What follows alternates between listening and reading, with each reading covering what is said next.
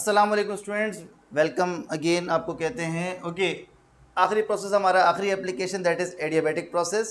और अब ये थोड़ा सा डिफरेंट टाइप का, डिफरेंट इन द सेंस कि अभी तक हम सिलेंडर पिस्टन सिस्टम बहुत सिंपल सा पढ़ रहे थे। इस बार हम सिलेंडर पिस्टन सिस्टम को थोड़ा सा चेंज करेंगे। हमारे पास जो सिलेंडर पिस्टन सिस्टम है that is now non conductor, non conductor of heat. ये हीट को कंडक्ट नहीं कर सकता। सही, इसको प्रॉपर्ली मैंने इंसुलेट कर दिया, ये भी इंसुलेट हो गया। अब ये कहीं से भी हीट ट्रांसफर इसके अंदर नहीं हो सकता।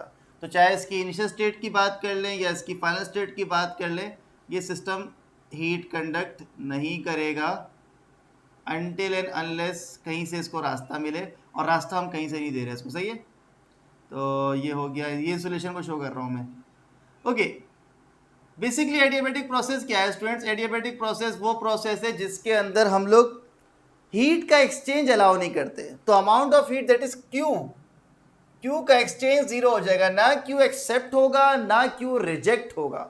सही है, फिर क्या होगा?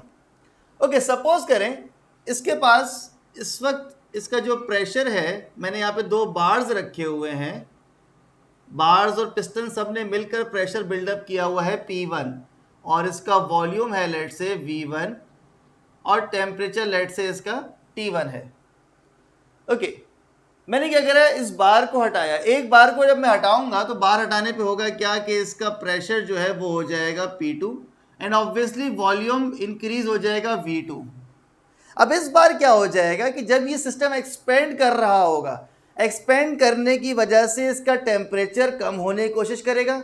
आइसोथर्मल प्रोसेस के अंदर नीचे सोर्स लगा हुआ था, जहां टेम्परेचर कम होता था सोर्स हीट ट्रांसफर करके टेम्परेचर को कंपनसेट कर देता था, मेंटेन कर देता था।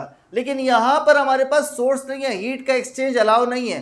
अब जो टेम्परेचर कम हो रहा होगा वो वाकयातन कम हो जाएगा और टेम्परेचर कांस्टेंट नहीं रहेगा।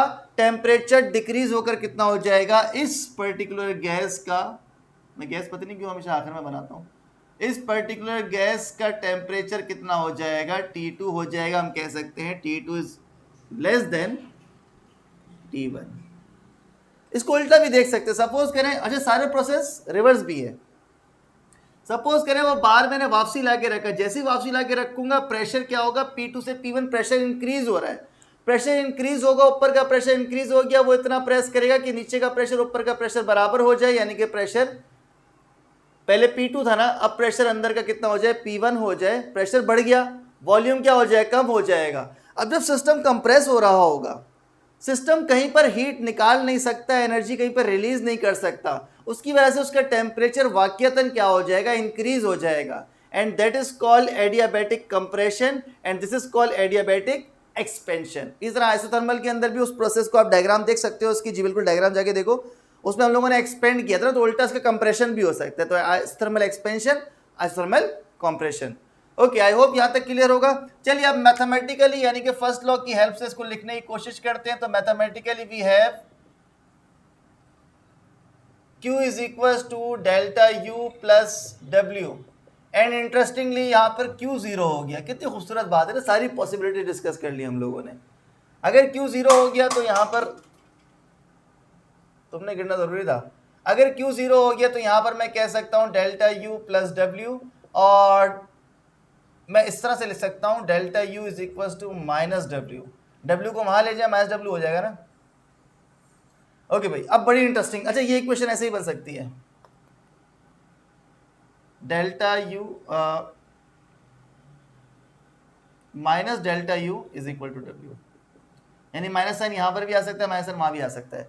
एंड इंटरेस्टिंगली इतनी खूबसूरत बात होने वाली है कि इस माइनस साइन के अंदर इतनी सारी फिजिक्स छुपी हुई है, वो हम लोग देखेंगे।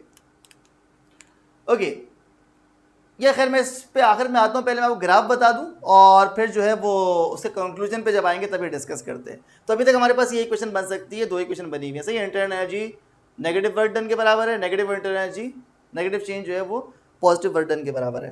ओके स्टूडेंट्स, अगर ग्राफ की हम लोग बात करें तो ग्राफ हमारे पास कुछ इस तरह से है कि ये प्रेशर है, ये वॉल्यूम है। यहाँ पर ग्राफ वही बनेगा, देखिए प्रेशर डिक्रीज किया, वॉल्यूम इंक्रीज किया, ग्राफ तो वही है जो आइसोथर्मल वाला ग्राफ है।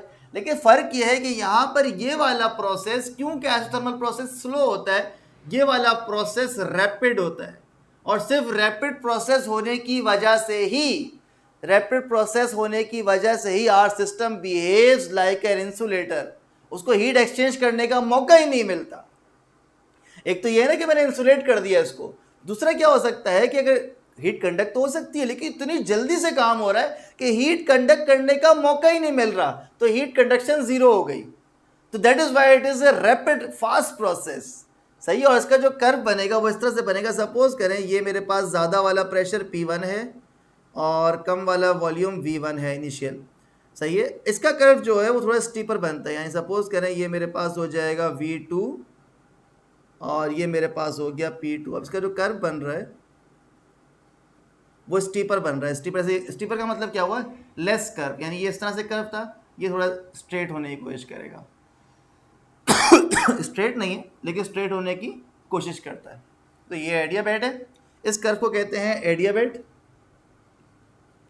और इस कर्व को हम लोग कहते हैं आइसोथर्म। तो आई होप यहां तक क्लियर होगा। आइए अब से कंक्लूजन पे बात करते हैं। कंक्लूजन में आप स्टेटमेंट लिख सकते हैं, system does work at the cost of internal energy. ये स्टेटमेंट है। स्टेटमेंट का मतलब क्या, जरा समझें। देखें, आप जब सिस्टम से इस बार को हटा रहे हैं, जब इस बार को हटाएंगे, बार हटेगा, सिस्टम क्या करेगा? एक्सपेंड करेगा। एक्सपेंशन का मतलब वर्क क्या हो गया? पॉजिटिव हो गया। जब एक्सपेंड कर रहा होगा टेम्परेचर क्या हो रहा है? डिक्रीज हो रहा है, यानी इंटरनल एनर्जी डिक्रीज हो रही है। तो इंटरनल एनर्जी कैसी हो जाएगी? नेगेटिव हो जाएगी। आप देखें ये वाली इक्वेशन, वर्क पॉजिटिव यानी कि सिस्टम क्या कर रहा है? एक्सपेंड कर रहा है। ये वाला केस है जब हम लोग प्रेशर डिक्रीज करेंगे। जब प्रेशर डिक्रीज करेंगे सिस्टम एक्सपेंड करेगा, work done positive, internal energy decrease होगी, टेम्परेचर डिक्रीज होगा। That is why we are having a minus sign here. We are not putting a minus sign here but we are having a minus sign here. That is beauty of mathematics की negative sign clearly मुझे बता रहे हैं internal energy decrease होगी और जो system क्या है वो एक्सपेंड करेगा। जी बिल्कुल, आप इसका समझ गए होंगे। जरा सोचिए एक लम्हे के लिए, यहां पर क्या होने वाला है? Delta U is equal to minus W. जी बिल्कुल सही कह रहे हैं। सिस्टम जो है, जब आप सिस्टम को कंप्रेस कर रहे होंगे, मैंने बार रखा, बार रखने पे क्या होगा? सिस्टम कंप्रेस होगा।